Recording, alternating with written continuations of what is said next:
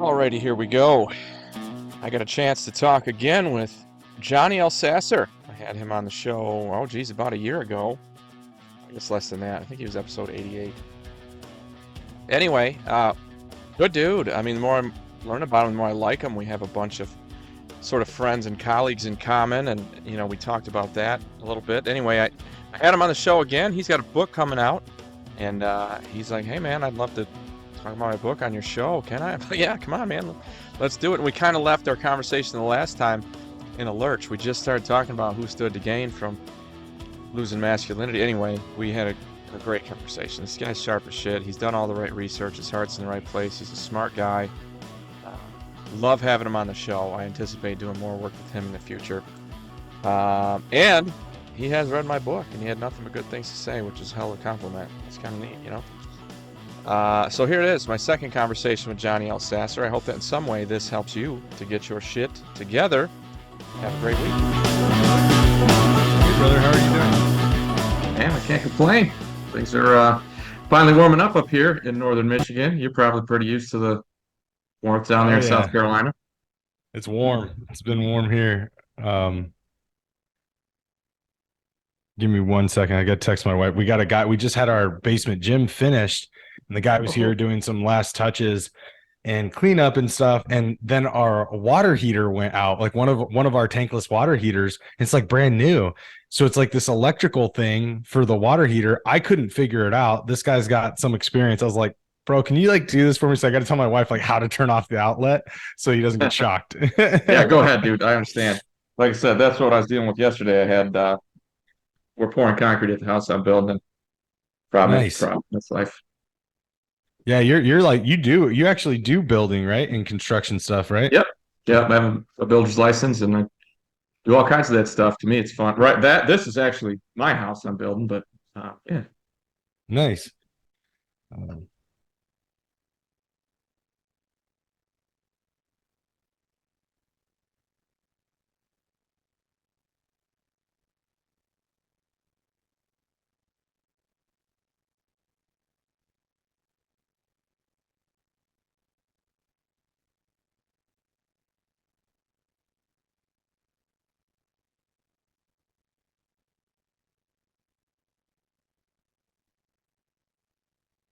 All right, cool. Should be good.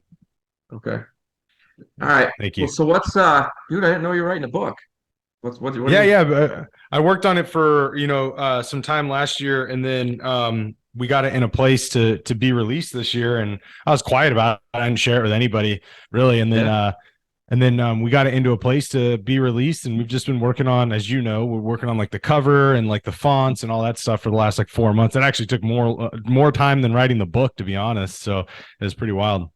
Yeah, that's definitely always how it has gone with me. I mean, I can write the damn thing in a couple of months, but it takes 6 months to get it to market. Yeah, and it's all the shit like that. It's the editing and picking the cover design and all that. Yeah. So how much you want to reveal here? Am I not supposed to be talking about it? No. We can talk all about it. It's in a place we're about ready to make I just made like the final edits on like the book cover and everything, because we had the first one produced and there was some shit I just wasn't happy about. So I was like, all right, we got to change some of the stuff. So I gave him the edits. So we should be getting another copy next week, and my fingers crossed that's going to be my final a copy. And then that once I approve that and we know it's good, I'll be able to make the pre-order link active. So hopefully by the end of next week, it'll be open for pre-order. And then the book is officially going to be published on May 16th. Oh, that's fantastic, man. Congratulations. I'm telling you that from a guy who knows exactly how much work that was. Okay, I appreciate that. Yeah.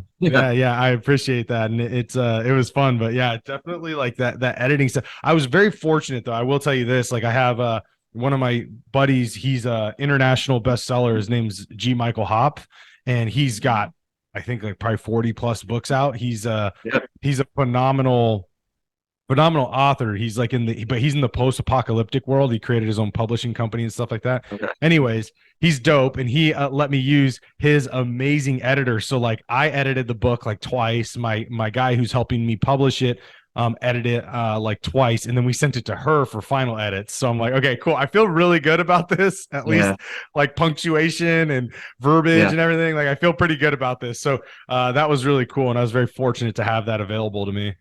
Yeah, you really are, dude. A good editor is really, really, really valuable. Yeah, and to have him like have an editor highly recommended from somebody like Jeff is For sure. huge Yeah. because he's got like 40 books out or something like that, north of 40 books. And I'm like, okay, Mhm. like you're a legit editor if somebody like that who's using you for his publishing company is sending you over to me. So that was really dope. So what are you writing? What's the story? You talking? Is it more of a personal thing? Are you giving advice? What's the format? Yeah, it's more of it's relating my personal story to some stuff, but it's not a memoir or bibliography or anything like that. Or it's more of Autobiography. like biography. It's more of me using some of those stories to show guys that I've had these same conversations, these same issues that men have had. I've done all Yeah. that too. And here's what I used to help me, get it past it, or at least helped me to semi conquer it in a way of when it shows back up, I'm able to move through it. And so I took 19 chapters and I wrote, Yeah. quite a few different pieces in each chapter addressing the things I feel most men, the everyday average dude, struggles with. And I Awesome. wanted it to relate to them because the fact that I don't want them getting left behind in this movement that we're doing, that us Mhm. men are doing, and good men like yourself have put their books out there to also promote this. Thank you, And brother. so it's like we don't want those guys to get left behind. So I wanted to make sure like I gave them another avenue of somebody who could relate to them and then also give them tangible tools that worked for me. And I'm no different than they are. Like I literally Right. started where all them are at. So I Mhm. just kind of wanted to give them that. And so yeah, it goes over a lot of it is just strategies on like self-talk. A lot of it's strategies on some of the actions that they have in relationships. A lot of it is actions on the things that they are doing in their lives that they're not talking about, and allowing them to kind of open that door and say, okay, what can I bring forward to people? Or at least how can I do a better job processing it so then I can get Mhm. to a place where I can bring it out to people. So a lot of different subjects on that we can talk about too. Yeah, dude, I like what you're telling me. It sounds like it's very boots on the ground. It's real Yeah. applicable, tangible. Like I can access this every day on a very easy 100%. level. Because I mean, you and I both know it. Sure, it's easy to look at guys like us. We've got books out, we've got podcasts, we've got all these things. But that's not where we started, man. And if No, you walk into it thinking you got to go from where a normal person is to us, that's correct. impossible. So you're just going to bail. Yeah, having that, dude, great idea, man. It Yeah. sounds like you really thought it through before you even started. That's good. Yeah, and it's called Design the Man Within. And I named it Nice. that because I wanted it to be I wanted the book to be an intentional process for everybody reading it, right? And like that's Yeah. why because for me nothing changed until I made it intentional. It was one thing for Travis Neville to tell me, "Hey man, you should probably think about doing this." And it's another for me to say, "Oh, thanks, bro. I'm actually now going to apply that to my life." Like there's a And that's a big separation jump there. between those Yeah. two things. That's a big ass jump. Sure. Yeah. Yeah. And so that's why I made it Design the Man Within, because then I put a little bit of work at the end of it. I think similar to yours. I read your book too, and I think you did that too, didn't you? Like a little bit Thanks, of man. work at the end of it. Yeah. So it's after each chapter, I just Yeah, gave that's you right. some tips about, all right, here's ways to test yourself, etc., stuff like that. Yeah, yeah, that's right. Because I was like, I've been reading so much of other men's books right now, and I was like, just seeing kind of what the format was and everything like that, and seeing kind of the atmosphere. And I was like, wait, was that yours? Was that Jack Donovan's? Was that like? I was like, shit. But yeah, so Wow. like similar to you, I put like, hey, here's like a do the work section at every end of the chapters, and it's just what I feel would be somewhere between like a 15 minute and like 25-minute exercise, depending on how much time somebody wants to give it. But if they do that by the end of the book, my intention is that they have this newfound, even just a little bit of clarity on what it's like to improve their mindset and their perception and the lens they see the world through, to improve that, to then see it just a little differently so they can have a little more happiness and have a little more joy and have a little more connectivity to themselves and the other people in their lives. So that's really literally like my intention for everything. If nothing else comes of it, I hope it just gives them that little bit of clarity. Well, it's obvious to me. I mean, you're a sincere guy anyway, but it's obvious that you're very genuine about your desire to help guys, and I'm sure that's going to come through. I've got no doubts that that's going to be clear in the book as well. It's going to the roots are going to be there. So, props on that. Nice work. Appreciate that, bro. Yeah, man. You mentioned Jack. Has he been on your show yet? Yeah. I actually had Jack on the show, and then I was out in Arizona for coaching con, and actually got lunch with Jack one of the days out there because Good for you. he's out there in Arizona. So it's a good time, man. He Yeah, is. Jack's an awesome human being and love what he's doing as well for men in the world. So it was a good Yeah. conversation. So you recorded with him in person too? No, we didn't. We had already recorded the show. So Okay. when he booked to be on my show, um, he didn't know I was going to be in town, and I didn't know he lived in Arizona. So by the time we got on the conversation to do the podcast, I found out he was in Arizona. I was like, oh, I'm going to be there in like a week. And then we're like, Yeah. cool, let's get lunch together. And so Yeah. it turned into that after we had already started the podcast. I was like, damn it. That would have been great though, to do an in-person with him. Yeah, I would have, man. He's a real good dude. I've been lucky to have access to him for a while. I've never met him in person, but when I'm in a jam, want to, all right, I'm not sure how to deal with this publishing issue or how to deal with this PR issue. We just went from an author's perspective. He's always Yeah. right there to answer questions. He's a good dude. Yeah, he's awesome, man. Like I said, I love his stuff. I hadn't. It was really funny because I went from no Jack Donovan in my life to like 100 miles an hour, all Jack Donovan. Like All at before once. dude, literally all at once. It was like before I recorded the podcast with him, he booked it. I think I reached out to him like Monday or Tuesday. He booked our episode for Friday. I hadn't read any of his books, so I just literally for hours on hours on hours was listening to audiobooks and Yeah. reading his books for like 3 days straight. Then we get Yeah. on a great conversation. Then we have lunch together. I was like, it just went all Jack Donovan real quick in my life. Yeah. You were hip deep in it. Dude, I do the same thing. If I'm going to have somebody on and it's an author, I want to read at least their most important book, if not several of Yeah. them. I do the same thing, man. I want to see if we're going to jive. And yeah, I try to. I mean, like you're a different story because I've already had John here. But a lot of times with people, if they don't have a book or some other way for me to access them, I'll get them on the phone for an hour before we start Yeah. recording. You know what I mean? Because I got to, all right, what's our angle here? What because it could take you an hour to get to it. I don't want that to be the Yeah. part that I publish. I'd rather have, the point. All right, this is what we're fucking talking about. You know what I mean? Like, Yeah. let's grind. So tell me about the conversation with him. I mean, I'll listen to the podcast, of course, but did you have a focus or did you guys just shoot the shit? Oh, no, we're just shooting the shit, hanging out, two dudes, just Mhm. seeing kind of, talking to him about like what's going on with the men's space for him, how everything's going. And then we just kind of chatted on some of the things that he's done in the past, because some of the things he's done in the past, I'm actually looking at doing in the future, like running I'm actually right now in talks with a friend of mine, and we're going to put together like a pretty big in-person men's event in Arizona and do like more of a conference style thing, but make it very unique and fun. And so it's going to be different from what most people I think would expect from a men's conference and what I think has ever been out there. And I'm very excited to put it together. So Why Arizona, man? I mean, you must have really liked it. I mean, you're in South I Carolina. loved it. I loved it, dude. Well, so like It's there's cool. a lot to do in the downtown. It's very clean. And Phoenix, Phoenix is very clean. It was a lot to do down there. There's great restaurants. There's great like locations that we can facilitate really fun things outside of a conference space. So from, access to guys, from access for guys who have like general admission to be able to connect and have like really good dinners together. And there's gyms everywhere down there, and they all have partnerships with the hotels. So you get in access to these like really good free gyms. So there's just a lot to love down there. And I was like, and one of my good friends, he is from that area, and his wife runs events like it's called, what is it?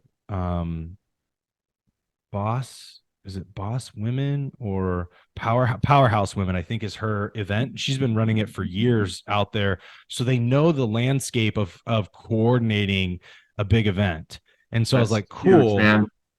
Yeah, less legwork, like Yeah. less having to figure shit out. And Fewer get to focus mistakes, on because you try anything first time, you're gonna fuck it up, Oh, for sure. Yeah, I'm great at doing that. Me too. So- I'm great at doing that. So yeah, we're gonna set it up down there and just have a lot of fun. Like, we're gonna make it so like the VIP get a really cool thing. We're gonna kick like a mastermind now on it. And then we're also going to do like, one night dinner's going to be dinner with like one of the guest speakers who's really dope. And then also like cigars and bourbon, so it's like, we're going to create like Nice. really cool. Yeah. We're going to create really cool environments. And I got a couple friends who are amazing, like musicians and artists. So we'll actually bring some music into the conference too. So it's not just like people getting stared at and talked at, and Yeah. Oh yeah. You can't just so sit in class all day, for sure. yeah. So we're gonna incorporate a lot of cool different pieces that I just don't think are very very much incorporated into a lot of conferences to make it like really fun and Mhm. appetizing, where guys get to improve different areas of their life too. Like we're not just gonna focus on one area. We're gonna bring in experts from different areas, and we're gonna talk about different things. So then they get a whole plethora of notes they can take and really kind of put into practice when they get home. So it'd be like 3-day event, I think, something like that. Yeah. Oh, good. Good for you, man. I hope you'll let me, or I'm sure you'll advertise the shit out of it, but if I Oh can make fuck it, yeah. I'll be there, man. That sounds cool. Oh, It's right up my alley. 100%, bro. I would love to have you there. And yeah, dude, it'll be fun. I don't think it'll be a little while. It'll probably won't be till I would say like fall of 2024 right now, just because Oh, it's really cool. weird. Yeah, we got to avoid spring training because they do spring training down there. And Yeah. so we Yeah. don't want all the guys to get blasted on pricing if we try to Right. do it like March, April when it's really nice. Yeah. So that was kind of like our thought. So potentially it could be like a little later April, if it's still nice there while the season gets in full swing, or we'll have to move it to fall because I don't want people to be in Arizona fucking dead Oh, summer. dude. 120. Fuck that shit. Yeah, Yeah, it's nope. awesome. Arizona is great, man. I'll tell you, I've always said this. If I was ever going to be what we call here in Michigan, we call it a snowbird. That's somebody who lives in Michigan during the summer and they get the fuck out for the winter because it gets pretty Yeah. rough here. If I were ever going to snowbird, and this is the first winter I ever even considered it, Johnny, and it was because I was building my house outside. Well, anyway, it would be Arizona. That's the state's so fucking cool. Like Yeah. I flew into Phoenix and was driving to Flagstaff. So that's going due north. You're going to go through Yep. Sedona, then past Flagstaff. I went to the Grand Canyon. But just outside of Phoenix, not that far, was this little tiny town called Jerome. And it's on the north Yeah. side of the mountain. You know what I'm talking about? It's like haunted, right? That's what they say. It's this little gem Yeah. up on the side of the mountain. The view out of the hotel I had, you could see the red rocks of Sedona and then the white Yep. caps of Flagstaff. It was awesome. If I like I said, if I were ever going to be a snowbird, that's where I would go. Arizona's badass. Did you see any freaky shit out there? I didn't, but I did all the research on the town. The Yeah. hotel I stayed in had been a hospital for the mine that was in the area. And these miners, of course, just get like gnarly fucking injuries. Like they get blown the Yeah. fuck out. And there's all these stories about guys with one leg, and this dude died and that dude died. And, I mean, nothing happened. I didn't see Yeah. any second level shit. But that's awesome to me. If a place has got some history, kind of the dirtier the better. I love that shit. Yeah, we heard about that. My wife and I have spent some time in Sedona, and we've gone out to past Flagstaff, going out to like the Grand Canyon and stuff. But when we were out there, we heard that like Jerome was like super haunted. Like it was like a legit just, and they don't do they advertise it that way to get tourists? But like I don't Not think not so, when you're in right? town, but you'll see like how it is. You're at a gas station or truck stop or something. You'll see that wall of brochures. Yeah, They have those out for Jerome. Like there must be a Jerome Board of Tourism or something. But you don't like going to town and every storefront has a sign that says "haunted fucker." This guy died yeah, here. Yeah, it's just it's like a little hippie commune retirement community is all it really is. I mean, just really good people and um, cool history. There's a jail building that's all half fallen. It's pretty neat, man, that's because it's all fascinating. 150 years old. It's cool shit. Yeah, that's fascinating. Anyway, man, at the end of our last conversation, and we'll go back to your book anytime you want. Pull up, tie it in, throw it out, whatever you want to do. Yeah, But yeah. at the end of our last conversation, you and I started talking about who stands to gain from masculinity being deleted in our country. Oh yeah, yeah, We just got started on that, and you started getting fired up. I started getting fired up, and then we hit an hour. I'm like, fuck, we just hit our stride. Like that shit could go so good. I know from your perspective, you're a military guy, so you're going to think about China, North Korea, military threats.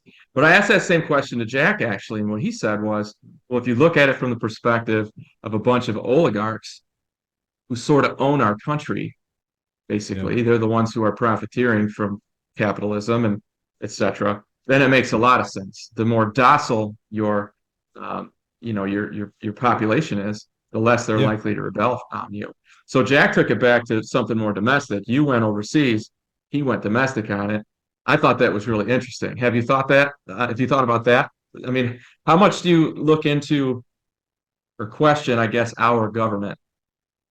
Well, I mean, if you, I mean, I think Jack and I would probably be saying kind of the same thing. He's looking at it domestically, but really domestically is a grouping of people who are actually holding power, just not in America, but everywhere around the world. And in my opinion, I think we're just one of many dominoes for them, right? And I was actually watching something recently, and they talked about this. It was about they call them like the 300, and there's like 300 people that are behind the scenes who are basically pulling the strings for every country around the world, and everything has to be approved through those 300, almost like a board of directors through for all world actions. Now people might think that's like super crazy, but No, when you dude, I think love where about you're it, going with it. I want to hear everything you know. Keep going. when you start thinking about it, you're like, okay, so then why did the WHO and why does every mainstream media? Because at this point, we've seen them when they put all the media from local channels to national channels. They all say the same Yep. thing, Word for word. right? Yep. Word for word. How can you get that many people to say the same exact line, right? And then on top of that, how could you have gotten so many countries to do the same exact thing? Like, it's just because most of the countries doing the same exact thing don't necessarily see eye to eye with how they run countries, or at least we believe they don't, right? Different cultures you would expect, yeah. Right. But they all did the same crap. And then that was, to me, I was like, we've heard of this cabal, or we've heard of this kind of like shadow government. But what got me was when I was watching this thing where they're referring to this 300. I can't, and I wish I could point you to the clip, but they had a clip of a very prominent person at the it was German like prime minister or something, and they were like, the 300 haven't said, and it was like they said the quiet part out loud. They're like, the 300 have, okay. Yeah, they were like, the 300 hadn't approved it, and this was back in like the 90s or something like that. This was back in like 94 or something, like 95. And I was like, oh, that's the quiet part. That's the one you're not supposed to say. And we're certain he wasn't talking about Gerard Butler in Sparta. Exactly. Definitely at that point. Yeah, 300 hadn't come out yet. He wasn't talking about Leonidas, Yeah.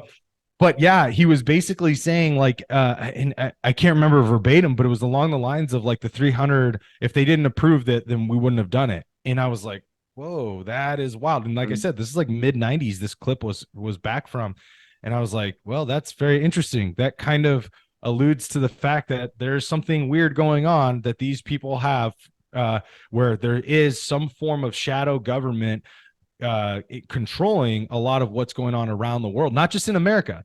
Not just we're like I said, I think we're just one domino to everything. And that to me is where it's like, yeah, we're saying one and the same. Like there is an oligarchy, like Jack's talking about, but I think they're not just wielding power here. Like I think most of the politicians here are just their puppets, right? Like, politicians are super easy. And humans really are easy in general. Give me money, give them money. I absolutely agree. They'll basically do what you want. There's self-centered, man. People are self-centered by nature. You tap into that, you got them. Yeah, go ahead. Yeah, and it's like, if you give them money, they'll do what you want, because a lot of them don't have scruples, and a lot of them aren't going to have the form of integrity that says, hey, you know what? I'm not going to take that money. I'm willing to continue to live the way I live right now. And if I have debt or whatever, and I've had it for years, I'm willing to accept that to hold on to my integrity. Most people aren't willing to do that. They will take a quick buck to get out of whatever position they're in, because they feel like if they do that, they'll finally be free. But you and I both know they're never going to be free. It's never going to happen. Yep. Nope. And not only that, then you're just creating this subservient relationship with whoever, or subordinate relationship with whoever you're receiving that from. And that's what all the politicians do. Love him or hate him. If we talk about Trump, right? Why did Trump piss off both sides of the fence? He pissed off both sides. He wasn't on their side of the fence. They're all on the same side of the fence, and he's not over there with them. Correct. Yeah. And through a lot of the renegotiations of really bad agreements that we had, he took money out of their pockets, because he blocked and like China, the trade negotiations he had with China, he put China in a very poor position in which then they leaned on their politicians who they bought on both sides of the fence, who then turned on Trump because he's like, well, listen, I'm doing what's best for America. And what's best for America is actually, unfortunately, going to take money out of your guys' pockets. And then that kind of screwed him. So like I said, love him or hate him. But if you take an objective view of all of this and you say, who's looking to gain from that and where's all this going? Well, that's literally, it only makes sense because, at the end of the day, I think we talked about this on your show too, is like, I've had a lot of friends who have been detectives and cops, and there's a lot of things I've done in my life. And there's one thing I don't necessarily believe anymore, and that's coincidences. Like when things just randomly line up and I look at like a big picture that they could be fitting, they tend to fit that big picture. I'm sorry to tell you. Yeah. Yeah. That happens over and over again. I look across at the potential leaders that we have. Like I was on the treadmill today and I saw this news and they listed off people who have declared for, they're going to run for president. And I don't feel strongly about any of them. I don't even feel kind of mildly about any of them. They're all just as bad as what we have. And there aren't that many politicians that I feel anything good about. But I'll tell you that oddly, there's one that I really kind of do. Every time she talks, I'm like, I would follow her into battle, and that's Tulsi Gabbard. How much do you know about her? 100%. Tulsi's amazing. I've listened to her speak quite a few times, and I feel like I feel like Tulsi is just. I feel like she's a person who really is trying to do what's best for America, and unfortunately for her, that puts her in the bad position of not aligning with a party. Right? Yeah, and that's exactly the problem. So whoever has the money, whoever, as you said, whoever's got the money, whoever's behind the people who are getting into office, they're not behind her, so she'll never get into office. And it's a fucking shame. Well, you're going to see, I mean, mark my words, everybody pay attention to what happens to Robert F. Kennedy Jr. He's going to get torpedoed by the DNC, mark my words, just like they did Bernie Sanders, because guess what? He is one of the most biggest advocates against big pharma, right? And who has a ton of money in politicians? Pharma. We saw that with the pandemic, right? So pharma's all behind this. Now, I guarantee you Robert F. Kennedy will not get the nomination. I won't say guarantee, but I'm going to say there's probably a 97% chance he will not get the DNC's nomination, even though he will 100% be the best candidate. He will not get the DNC's nomination because of the fact that pharma cannot allow him to get in office. Now, I saw his name up there, and somebody told me there was a Kennedy running. I'm like, I know all of John's kids are dead. And I remember saying, I wonder if Bobby had a son. And that's as far as I got into researching it. And I guess I have seen his face now, but I have not dug into him. So you know a lot about this guy. What's my God. He's brilliant. He's a lawyer. So obviously he can speak very well. He's highly investigative. He wrote a book called The Real Anthony Fauci. Calls out Anthony Fauci. Shit. Swear to God, dude, he's got 3,200 references in this thing. It's an amazing book, also terrifying because you realize how far back this game with pharma has been going, and also the government with the FDA and NIH and all these other shithole groups that approve quote unquote things for us.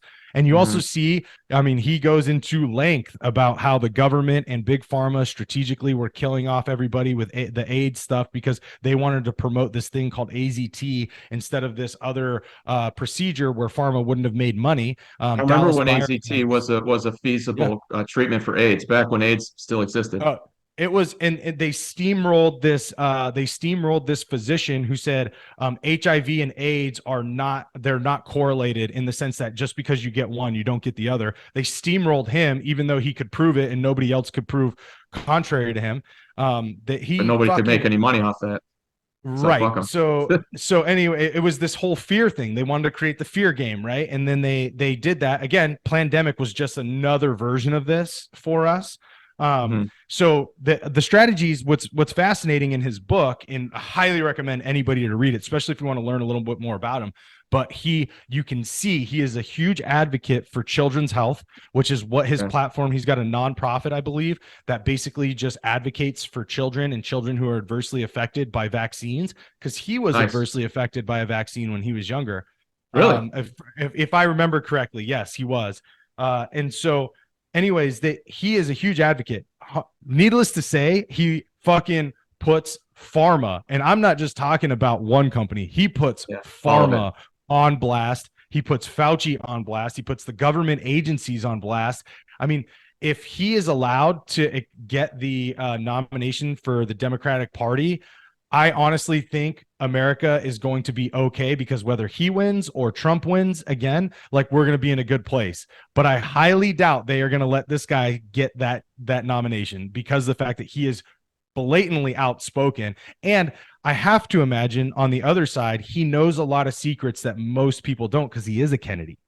Yeah. Yeah, you know, he knows some fucking high-end shit. You know what I mean? I would think he does. I can only speculate to that, but I would think he does.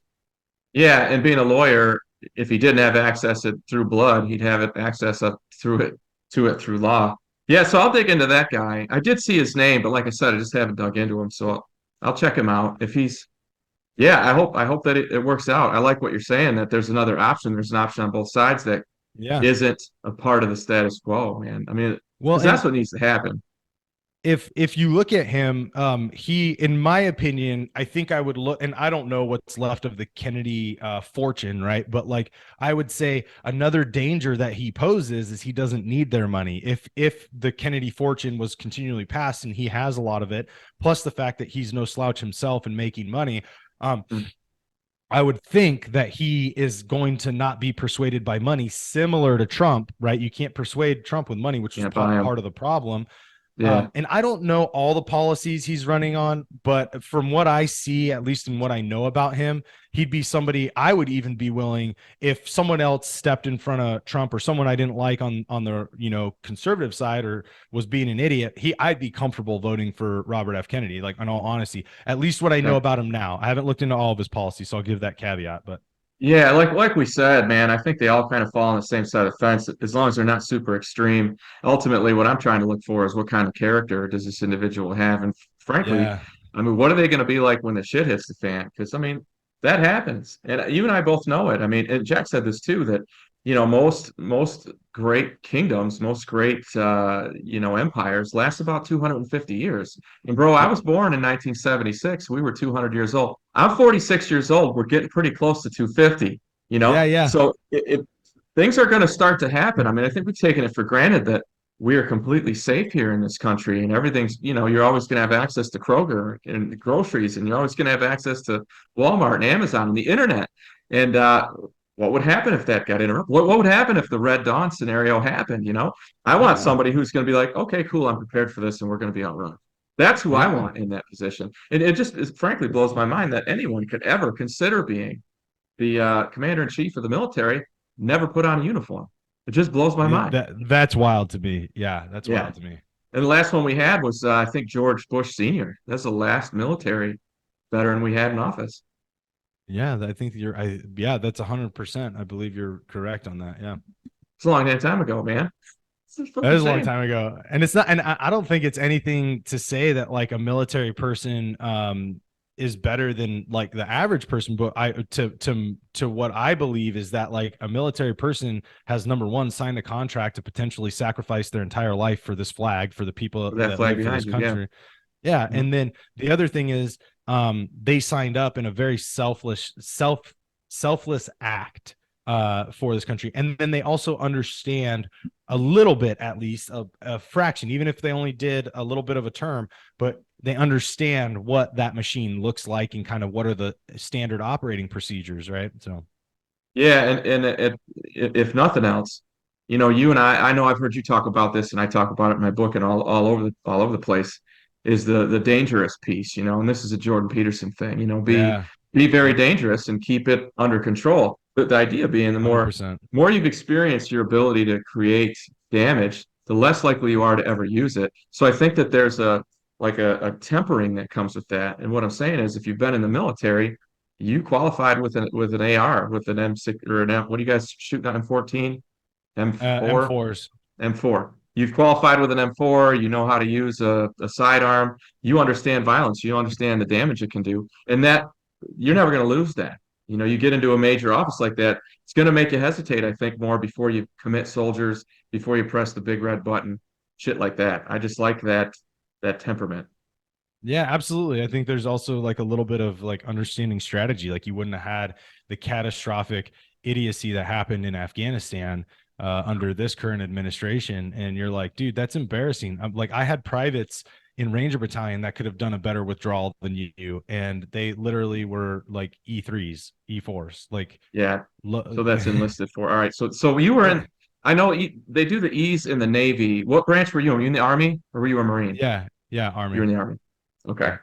Yeah. Yeah. With that withdrawal, I mean, you have a lot more military experience than I do. But I don't. I think if we don't withdraw in the way that we did in Afghanistan, Putin doesn't go after Ukraine. I mean, you can never. I don't know that I could ever speculate that. There was a really good interview on Joe Rogan's podcast, and I think it's like something Zahib or something like that. Maybe you heard this guy. He was talking about very in depth on the global kind of aspect that's going on right now, environment, and what happened in Russia and Ukraine. And like, I think in his opinion, actually, Russia has to win actually for the betterment of the world. Which is very interesting to hear him like why he had this perspective. If I remember that correctly, don't quote me, but I believe that's what he was saying. But he had a lot of good points on why. Yeah. But I don't know. I think that showed the inability of our administration, for sure, which I think opened the door for a lot of things, let alone just Russia and Ukraine. But I think also what China's been doing, and then how Mhm. they're partnering with Russia and Venezuela, and they just brought who is it they just brought on in that Japan, like all that stuff. Really? So yeah, they just did this agreement, man, and I guess I should have gotten all my facts correct before we got on this show, It's all right, but man. they just did this agreement and had to do with currency. So China's been doing a currency war on us for years. I read a book by an old CIA agent who's talking about this, and this was back in like 2010. And he was talking about how China was just constantly doing a currency war on the United States and all this stuff. But it's obviously come to a big fruition now as we see the declination of the US The dollar. dollar due to Yeah. inflation and due to the inefficiencies of our current administration. And then also the fact that this highly adversarial position that Biden's put us in with Russia, and then Russia then partnered with China, and then they also brought in obviously the usual suspects of Venezuela and a couple Right. other Right. countries. All the It other was a socialists. surprising. Yeah, they brought in, maybe it was France. They brought in France, but I think it was Japan. But yeah, it's just like wild, man, what's going on right now. You wouldn't ever see that. I don't think you would see as much of that kind of stuff going on. Basically, the disregard for the United States, if it weren't for the current administration we have, and it triggered by what happened, in my opinion, what happened in Afghanistan. Like that just Oh yeah. signified Yeah, everything on a absolutely. global front. Everybody globally was like that. But all right, yeah, we can do Yeah, whatever we want at this yeah, point. yeah, And pretty I think much. that Russia and Ukraine makes sense. I mean, because Ukraine's right on their border. Ukraine's the only buffer country between them and NATO. It would be exactly the same as China making a deal with Mexico. I mean, how do you think we'd handle that? Not pretty. We wouldn't do very well with that. So yeah, now we got China right on our southern border. Not a good idea. So what would we do? We would go after Mexico. We would have to. We kind of have the whole Western Hemisphere to ourselves, right? And they don't have that luxury over there. Russia's like he's got enemies at the gates. So and I'm not defending the guy, but I understand why he would do it. I understand why he would make that move. Yeah. Well, it's very interesting too, because on that podcast, they were also talking about the thing that everybody else is seeing right now is the inefficiencies of the Russian military, because that should have been a 2-day Should have war. been quick. That should have been like And the Kuwait, like 1992. yeah, Should have been like that. or Yeah, yeah, when we did Desert Sprinkle, it's like cool. That was like 2 days done, whatever, week, I think, something like that. But yeah.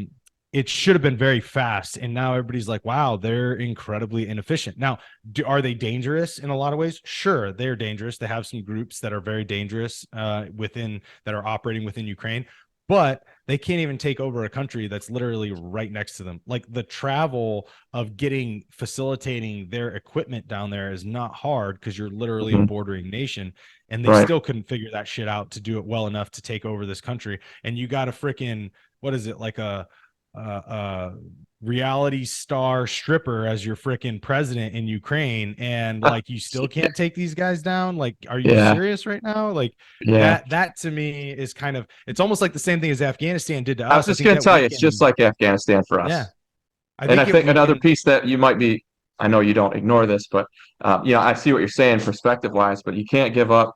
You can't sleep on the toughness of the local motherfucker who doesn't want you in his barn.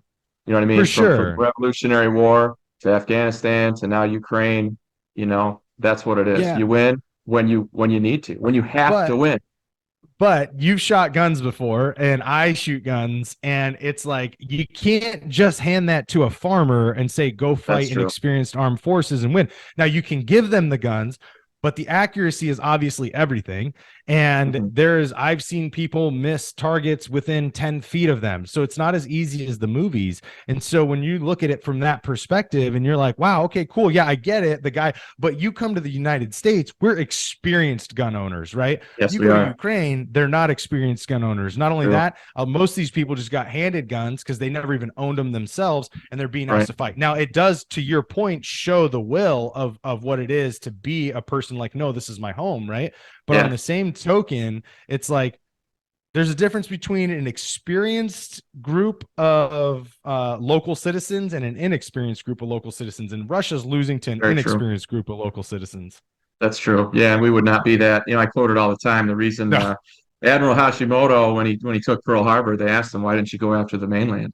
He said, Yeah. "Because I'd encounter a rifle behind every blade of grass in the U.S." There's 1.3 guns for. So we got 331 million people here. We got over 430 million guns, and that's just Yeah. among the private, citizenship.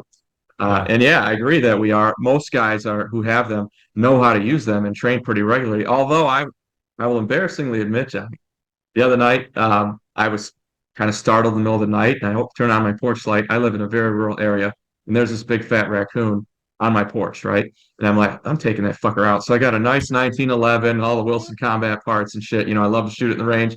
And I took two at this fucker. I'm telling you, at a range of less than 8 feet, and I missed both times. Yeah. Okay, Yeah. because he was moving, and it's hard, man. It's hard to do. It's not like the movies. It really isn't. And that reminded me right then. Okay, yeah, this is pretty tough. So you Yeah. got to put your Yeah. time in for sure. Yeah, absolutely. And so that is just, it kind of, it shows the point of even experienced gun owners can have difficulty. I mean, especially pistols. Pistols are a different, way different ball game than a rifle. Yep. But Yep. when you look at it and you look at what's happening to Russia right now, you're like, that's a little embarrassing for you guys. Like, this is all right. You guys aren't as scary, other than the fact that you can just press a button and shoot some nukes off. Like, that's the only scary thing at this point. Yeah, that's what As they a have as ground force, ICBMs. Yeah, yeah. And you're like, as a ground force, this isn't intimidating, you know? yeah. No, and again, more a lot more about that than I do. But the things that I worry about as far as overseas threats all have to do with China. I look at I don't know, man. I can't help it. I get a little bit conspiracy theory about this shit. Like TikTok being a Chinese app, and we've heard a lot about that recently with with our government saying that they can't use it. But Yeah. what does it do, man? When I get on TikTok, I'm getting on there because I'm looking for people that I want to talk to on my show, or somebody whose book I want to read, or whatever it is. That's what I'm looking for. But man, I can't get off of a session 15, 20 minutes and not feel pretty angry. That's Yeah. what they're feeding you is fucking anger, and that divides. And whoever that's the sneaky way to fuck us, Johnny. That's the sneaky way Yeah. to take over the U.S. Yeah. is to divide us first. So we're so paying attention to each other that we don't see the threat coming from the outside.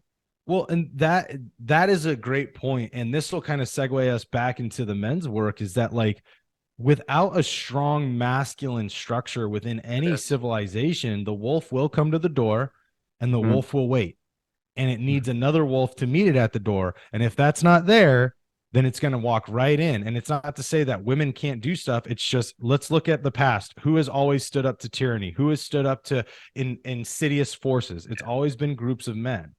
Yeah, yeah. I think about the Nashville shooting. Did they call a bunch of purple-haired, liberated, I don't need no man women to go in there and smoke that fucker? No, it was No. dudes who stepped up. Well, They're like, "Give me three. We're going in after this guy." And it's to embrace the strong power that the masculine brings to the world and the balance that the masculine can bring. And then the Mhm. feminine brings a beautiful balance too, just No in other doubt. capacities. But the Yep. realm of the masculine, part of that is the protector. And I agree with Jack on this. And I agree with the ancestral lineage of a protector, right? And so it's one of those things where it's like, as men, if we are losing that within society, the wolf's just waiting at the door. He's Yeah. waiting until the dude that can't defend himself comes and opens it, and he's like, Yep. thank you, I'm gonna walk in Yep. here and eat everybody. And as men, this isn't just about physicality, this is about our minds too. And It's I about talk about mindset, no this, doubt. and I talk about this in my book as well. And I know you alluded to some of this as well in your book, which I loved. And it was like, hey, man, we got to get our shit together upstairs, because guess what? We're fighting a battle, regardless of what people want to believe, there is a battle. And that battle is changing from the physicality to the online space to the intellectual space. And if men are unprepared, we're going to be emasculated. We're going Yeah. to get taken out of it. Strong men, physically strong men, now have to start modifying their presence to also be intellectual and then have themselves grounded, because what happens is people are playing off your emotions. If you're a Yep. knuckle dragger, it's going to be very easy to paint you as the bad guy, because they can get you fired up, say some dumb shit, Yep. and then Control all you. of a sudden they'll be able to control you. They'll be able to say, see, he's got no validity. He's just this Yep. outdated, knuckle dragon fuck that can't help anybody, because the fact that he's weak enough that I can just bully him mentally, right? And they want to show that shit. And that's where we have to look at it and be like, okay, cool. All right, as men, this evolution, this time, this space that we're in, we're going to have to incorporate some things to our foundation, which is, hey, man, we got to look at ourselves and take accountability and ownership for the way that we behave and speak. And we also have to be able to understand our emotions so that we can actually control them, and not control them in a bad way, but acknowledge them, realize them, and use them to our advantage so they don't betray us when we get into these conversations where it's like someone's trying to be a bully or persuade other people in a way that's destructive to society. And that's where I think the importance is in this men's work, and just to all of this, to bring it back, that's where it comes Yeah. to. Yeah, I agree. Couldn't agree more. Obviously, you're preaching to the choir. You and I have the same perspective on this. I very much agree that the mental piece is, I would tell you, more important than the physical piece. Yeah, I mean, you and I enjoy working out. Lots of guys do, but there's a lot of guys, you've seen them. I mean, you work out at home, but I go to a gym still, and I see lots of guys in there who are buff as fuck and they're fit and they're watching what they eat. But I can just tell by their body language and the way that when I talk to them, they're not mentally there. They're not mentally strong. Now, Mm. I'd say it all the time that testing yourself physically is the best way to up yourself mentally. But if you're not experiencing actual real adversity, the gym's great. It's hard on you and you get through difficult things. But to actually, like you said, have some 30,000 foot view, have some perspective and understand and see the things we're talking about. All right, if somebody were going to try to take us down, this whole TikTok thing might be a place to start. If somebody were going to come after us, they might do it this way or they might do it that way. It's an attitude. Masculinity isn't just it's not just your body. I think it's a great place to start, get your body in shape for Yeah. sure. But that's all got to lead to getting your attitude right. And that's that attitude of leadership, protect, provide. And even if you're a single guy, protect and provide for those around you, even if it isn't your wife and kids. That's a thing Yeah. that you're built to do that. We are descended from generations of victorious violence. We are not descended from the people who lost because those fuckers died. They didn't pass on their genetic heritage. Okay. We come from the winners, man. And that's Well, the I thing don't you know. have to embrace. You look at society today, I don't think all those ones had winners, is there? Yeah, go to I Walmart, mean, bro. Go yeah. look around I at mean, Walmart. just look at our administration right now. I don't think a lot of those came from winners. I'm not gonna lie. And do you really think that guy's not making any decisions? He's not making any decisions. No, He he can't can't make be. a Guy can sentence, barely talk. bro. So somebody's behind him. Somebody Of has to. It's not course. her either. It's not Kamala. It's No, somebody no. else Yeah, or a yeah. group.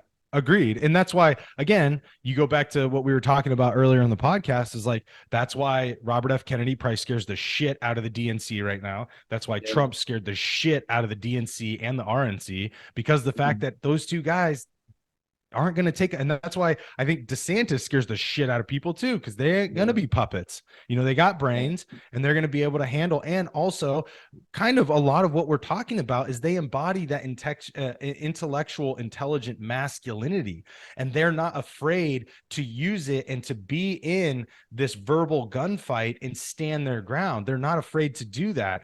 Now, that's where we look at it and say that is actually where, because you know, some of these guys, you know, I'm not going to know. Most men aren't going to be intimidated by Ron DeSantis. I'm sorry. I love you, Ron. Not physically, no.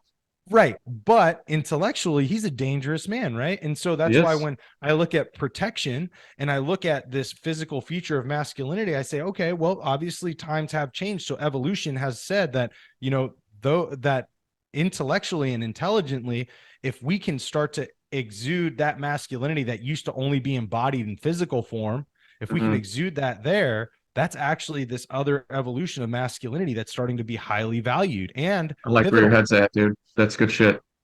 Yeah. Yeah, for sure. The idea that I know a lot of your work, you go more into dealing with emotions and traumas, and not like from a psychology, not from like a psychotherapist position, but more about, hey, accept that you have this going on in your head, deal with it, move forward. I listened to one of your podcasts and you were talking about how men get a bad rap for not being good communicators, but they're excellent communicators. And you went into a whole lot of detail. You had a lot of examples. And that right there, that's the evolution. I don't want to put words in your mouth, but that's the evolution that we're talking about. You know, sure, we know how to do the physical part. We know how most people aren't doing it, but the thing that we're developing, it's the way that men are getting better is through the things that you're talking about. I mean, I think about like back when I was a kid, I didn't have any old grandfathers. They were all dead by like their early 60s. And it's because they did not know how to deal with their feelings and they did not know how to deal with stress. And they drank it away and they bottled it up and they did all this crazy shit. And then life, you know, it was lost to antiquity. They just disappeared. And we have the ability to be able to not only maintain the knowledge and the wisdom that we've gained in our lives, Johnny, but have more years to gain more knowledge and wisdom and pass it along to others if we do these things. If we do these things, like you said, dealing with your feelings, dealing with your stresses, dealing with all that crap. That's the evolution, and I'm excited for it because I think I'm getting more capable of handling it. And I know you are. Yeah, I'm excited too. And I just want men, again, just like we're founded from explorers, man. They looked at the open range and said, wow, like I'm going to go there. Like, and this was, worldwide. We've done this as humanity. That's been our thing. And right now, as men, we need to stand up and look at the open range that we're staring at as evolution within our own psyche and within masculinity and say, bro, this is exciting. We get to make what it's supposed to be, and we get to do it in a way that it's healthy. And we get back to some of those. Jack might not agree with this. I like to refer to some of his stuff as like more of that ancestral masculinity that I feel. Yeah, he goes deep into that stuff for sure. And I feel like we can embody that, the good pieces of that, the ones that are really valid to make strong men. We can embody that in this current generation and add to it to make this strong masculine presence that is looking at that open range, that's looking at the challenges of AI and technology and space and everything else, and say, how can we still remain that centering, grounding piece so that people don't get fucking buck wild and start abusing each other, right? Like there's got to be the men that kind of hold that together and don't allow that abuse and oppression and the power to cloud the development of society, right? And so that's where I say, like, men like us and the brothers that we're surrounded by, Jack, as we've mentioned, and Stephanos and a lot of other good dudes who are in that space. It's like, we're trying to help men to move in that direction. And hopefully more men are going to get on board and see that and be like, I'm going to take this up too. This seems right. Yeah, dude, I think what it comes down to, without getting too grandiose or patting ourselves on the back too fucking hard, I say this all the time, that a girl becomes a mother or a woman biologically. She's just going to know to hold that baby. She's going to know to love, to warm, to be nurturing. Whereas boys become men socially. They have to be seeing it done right. They've got to have role models. They've got to have heroes. They've got to have brothers, older brothers, uncles, fathers. How about that one? They got to have fathers. to get to where they are. And sadly, in our world, man, we're looking at in the U.S., 40% of kids are single mom at home, right? Yeah. And what do they have? They got what they see on screens. They got all female teachers. They never really learn masculinity, but that's where we come in, dude. Yeah. That's what we're supposed to be doing. We are replacing is we're doing it. We're doing the best we can. We're offering an alternative at least. Hey, Yeah. man, here's what I'm doing. I'm going to post some pictures of me cutting wood, working out. I'm going to show you. Hey, I've written a couple of books. I've run a marathon. I have a builder's license. Like I can work on cars. Like I have all these skills and plus and then I spend time talking. Like my last guest was a girl named Anya Shankmeister, and her whole thing is building bridges between men and women. So we talked about that, as you know. Sure. A big key to masculinity is your ability to interact with women, right? Like how can you be the best man you can be for her? You're married. That's what you do. That's a piece that we need to be putting in there. And I'm trying to advertise all that. Hey, look, guys, this is what you're supposed to be doing. And I know you're doing the same thing. We're doing our best, but sometimes it feels like we're an echo chamber a little bit. You know what I mean? Like I can talk to Yeah. you, I could talk to Jack or Philip Folsom, or I could talk to anybody, and we're all going to be like, oh yeah, yeah, I agree with you, bro. Great idea, great idea, and that's a great conversation. There's no doubt about it. But are we really pulling them in? Are we offering a product that these young men are going to go, yeah, I want to be like that? Are we? Yeah. Do you think that way? Are we I mean, offering I that? do. I do. But, the way I look at it right now, it's like I want us to, it's hard because I'm very, coming from special operations, I'm very good at compartmentalizing. Like I take the problem in front of me and I can solve that problem because at the end of the day, that problem is immediately life threatening. Typically, when I was on missions, what was in front of me was life threatening. I couldn't think down the road because if I didn't make it past this, I wasn't going to get there. And while our youth is incredibly important, and I want to do a lot of work with the youth, and I know a couple men that are starting their fight there, right? Mm-hmm. The thing is, that youth, you mentioned a lot of them have mothers, but then there's a good portion that have fathers. And my opinion is if we can get those guys to follow us, which I think we are starting to do that. You mean the fathers? The fathers. If we can get the fathers to listen to us, then they're going to teach their kids better. So instead of trying to go after the kids who still are in these super influential years, who are and have no, they've got no like attention span. But I like where your head's at. Keep going. But if we start influencing, and that's why I love your podcast, my podcast, a lot of other guys, Ryan Mickler and all these other guys who are doing great podcasts to help men. I love that because I'm like, listen, man, if we can start to get more of these guys, even one tomorrow and one the next day and one the next day, it's going to start compounding, right? Like we're at the initial stages of investment, right? We're doing $1 a day right now.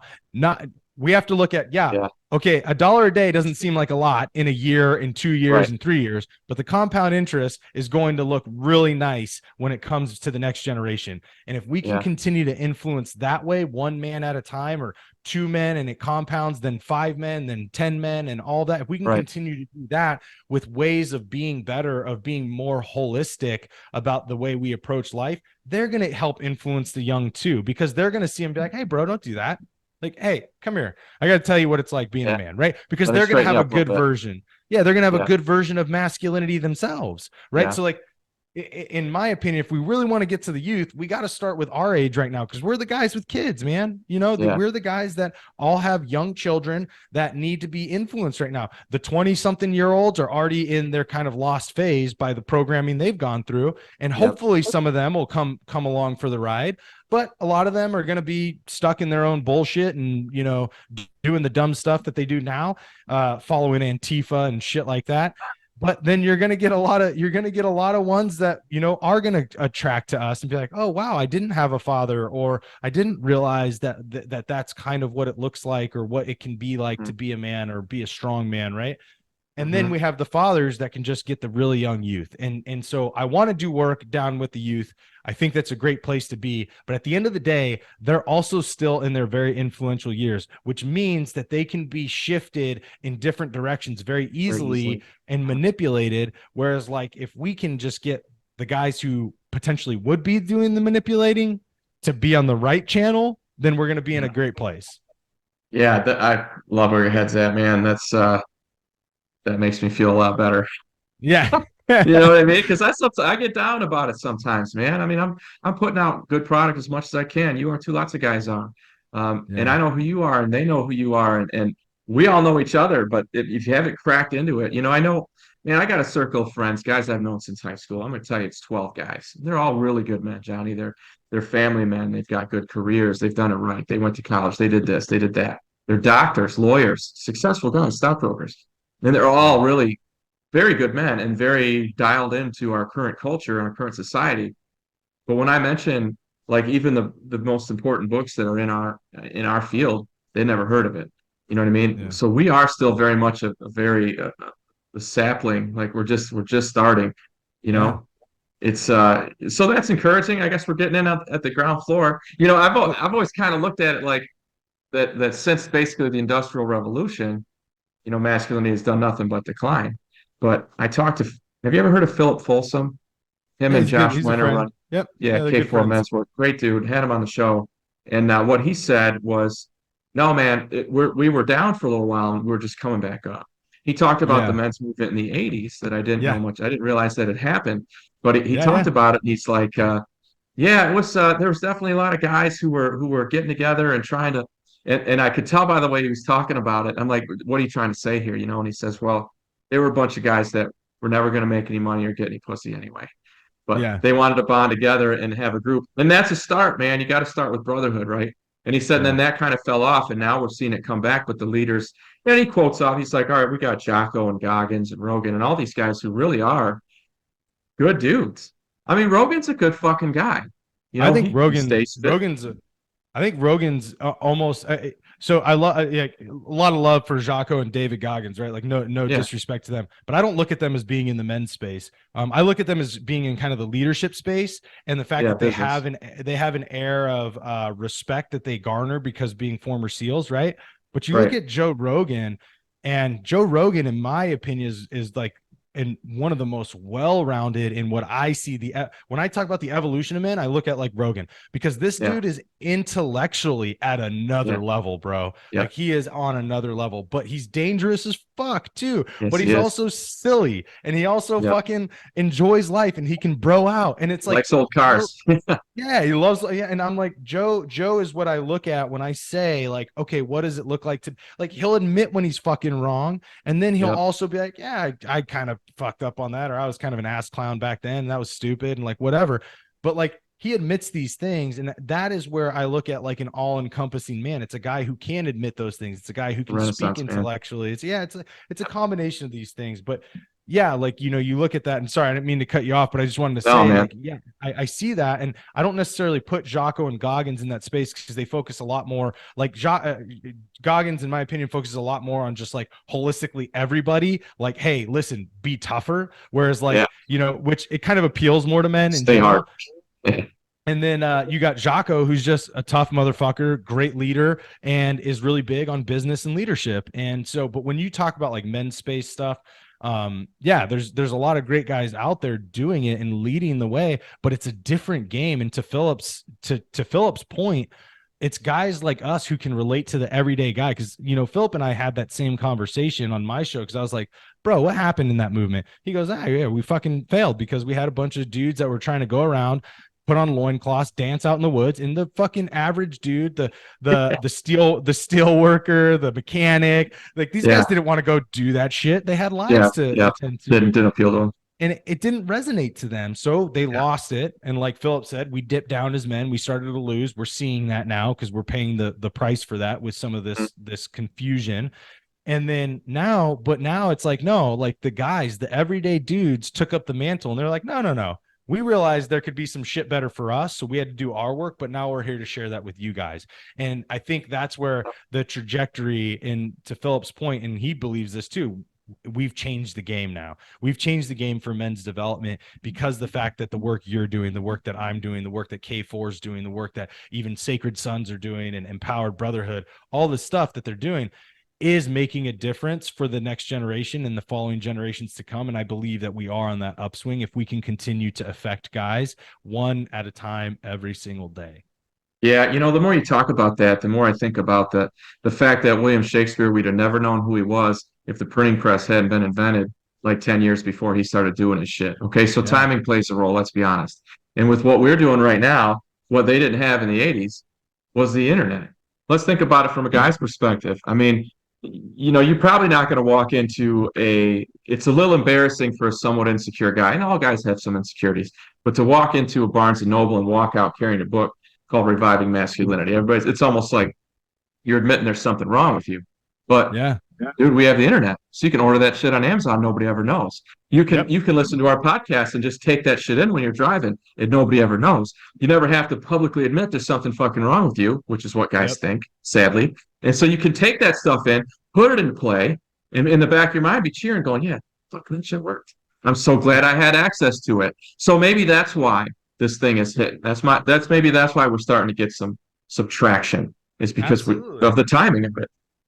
I think I agree with you 100%. I was actually on a call yesterday with a guy named John, I think it's John Henry, and he was a former Marine, Anglico. He really dope human being, but he made it his mission to start doing men's work. And he's an older gentleman, so he was around during the early days of the men's movement, just like Philip Folsom was. And a lot of the work he's done has been focused around trauma and PTSD and helping vets. And he's done his time in the field of the men's space, and he's kind of giving that mantle up, like speaking out in person. So he just kind of does a lot of behind the scenes stuff. And he created a couple books as well. And he was telling me, he's like, because I did this, and this is to your point, that, veterans didn't want to say I have PTSD, because if they did, they would fear they could lose their job. They could lose a clearance. They could be denied a job, because as soon as you say you're getting mental health, like if you openly disclose that, you can potentially not get jobs, because that's real. Like people, that's life insurance. There's a lot of repercussions. A lot of shit that can happen. And so for these guys, what he said, he was like, listen, you don't need to go to somebody. You don't need to go and roll yourself somewhere. If you get this book, it goes through a lot of modalities basically related into the space of therapy and stuff like that. And it's a guide to help you, but it's a guide that you don't have to show anybody else, and you don't have to make aware to anybody else. So to your point, it gives them that ability to take advantage of really, really well-founded procedures and tactics to help them. And it doesn't expose them to some of the things that they feel are going to threaten their masculinity or who they are as a human. That's fucking perfect, man. I think that's a thing that, this conversation, I mean, you and I doing this helps us, iron sharpens iron. So I'm learning stuff from you. Hopefully you're learning some things from me. We're getting some ideas that are going to make us both better at getting our information out and helping more dudes. And I mean, that's the name of the game, eh? Yeah. And it's like you said, you put it perfectly too. Like, they wouldn't have seen Shakespeare if they didn't have the printing press like 10 years before. And like, we might be the creation of the printing press, and some dope ass dudes are going to come out in 10, 20 years who are like the complete package of like this crazy, amazing new philosophy that helps us reclaim this strong masculinity, like your books, Reviving Masculinity. So it helps us to reclaim that. And it's amazing. It's like, cool, bro. Like, it doesn't matter where we fall on the scale of it, just as long as we're on the scale in the right direction is what I care about.